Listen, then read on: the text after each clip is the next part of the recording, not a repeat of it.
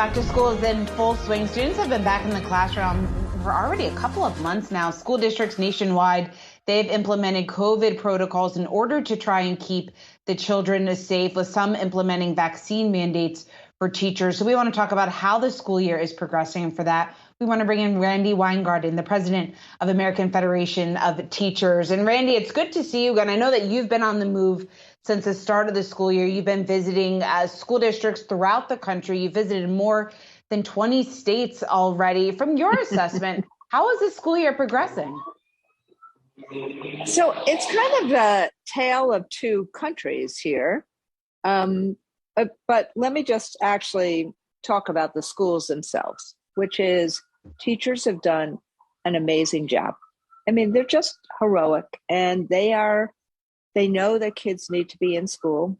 We know we needed to have the kind of basic layered mitigation of mass ventilation, as many people as possible getting vaccinated, and then have a good outbreak process, quarantine testing outbreak process. And the places that did that and have kind of worked together with administration and teachers and community have actually had a pretty good opening of school, and have dealt with, whenever there's an outbreak, dealt with it pretty well. And you see that, frankly, throughout most of California. You see that through a lot of places in New York, Connecticut, Massachusetts. And then you get to the South, where there's been really heroic work done by superintendents and school boards and teachers to keep kids safe and to get back to school. But the politics have been crazy. And you see that in terms of what's going on in school board meetings.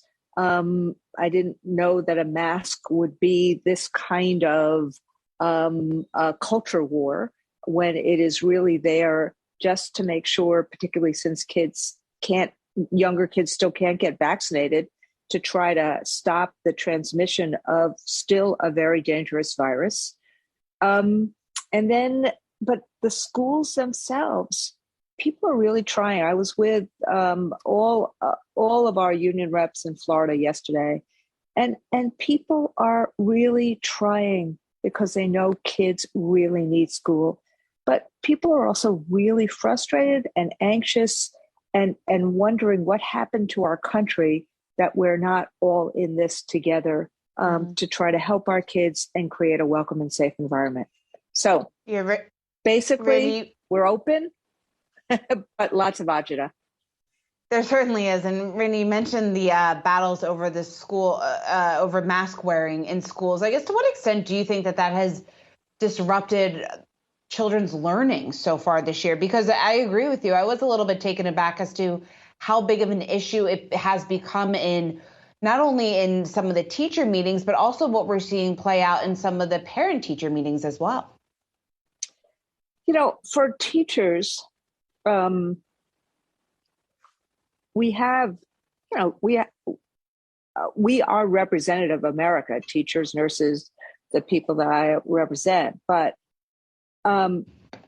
vast majorities, like 2/3 of the people who are our membership, believe in the vaccine mandates and believe in the mask mandates, because the North Star for us is keeping everybody safe. And I say this often, you've heard me say this, I'm an asthmatic. I know it's hard to breathe in a mask. I've, gone through a lot of different masks to figure out what's most comfortable for me. And, it's not comfortable teaching in a mask. It's better if you can see people's lips. Like, now that I'm not with anyone, I can do that with you. You can see my lips. I can see your lips. We can use our body language. All of that is right. None of us really like the mask, but we wear it to keep people safe.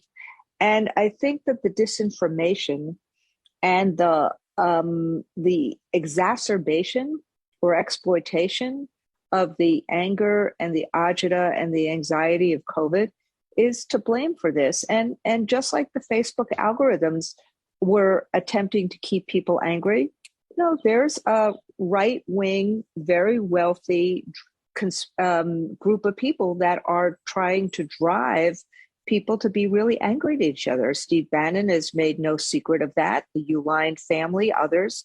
And I find it, frankly, I find it disgusting. It's not about ideology. It's about what are we going to do to make sure in a year that our kids have to recover, how to keep everybody safe and how to create a welcoming and safe environment.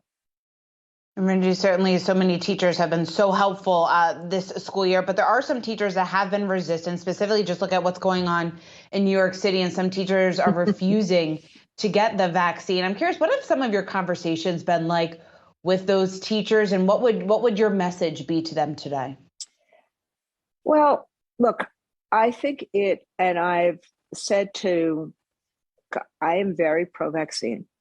I think vaccines are part of our lives. I think that's the science has made it clear. Many of us, when we were kids, had a polio vaccine, smallpox vaccines, measles, whatever. These are all part of our lives. And employers, because of safety, we're driven by safety. The employers who have instituted vaccine mandates are doing it because it's about keeping everybody safe. And they can make it a condition of employment. And I actually really believe it's important to be honest with your members.